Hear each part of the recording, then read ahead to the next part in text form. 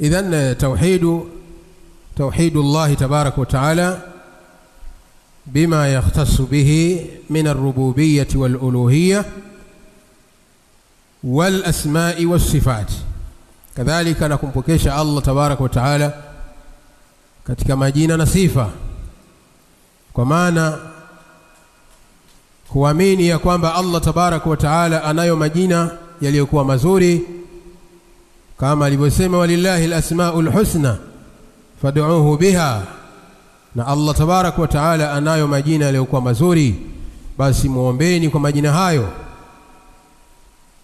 Kwa yatakikana Muislamu awe ni mwenye kumpwekesha Allah tabaraka wa taala katika majina yake, kuamini ya kwamba Allah anayo majina yaliyokuwa mazuri, wasifatil ula, kadhalika na kumpwekesha Allah katika sifa zake, kuamini ya kwamba Allah tabaraka wa taala anazo sifa za utukufu ambazo ni sifatul kamal, sifa za ukamilifu.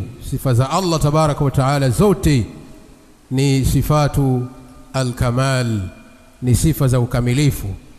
Kwa hiyo inatakikana kumpwekesha Allah tabaraka wa taala fi asma'ihi wa sifatihi, katika majina yake na sifa zake, kama alivyojisifia yeye Allah tabaraka wa taala sifa zake katika maneno yake ndani ya Qur'ani, kadhalika kama vile alivyomsifia mtume wake Muhammadin sallallahu alayhi wasallam katika sunna zake. Basi na wewe Muislamu unapaswa na inatakikana uweze kumsifia Allah tabaraka wa taala kwa sifa hizo kama ilivyokuja katika kitabu na sunna, min ghairi tahrifin, pasina kupindisha chochote katika sifa za Allah tabaraka wa taala.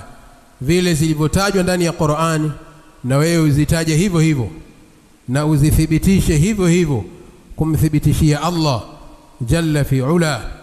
Kadhalika vile zilivyotajwa katika sunna ya mtume sallallahu alayhi wasallam, na wewe uzitaje hivyo hivyo, kadhalika uzithibitishe kumthibitishia Allah tabaraka wa taala bila kupindisha chochote, min ghairi tahrifin, bila kupindisha chochote, wala tamthili, wala bila kufananisha na chochote. Sifa za Allah tabaraka wa taala taliqu bijalalihi, zinafungamana na utukufu wake Allah tabaraka wa taala, na hazifanani na chochote. Laisa kamithlihi shay'un wa huwa as-sami'ul basir.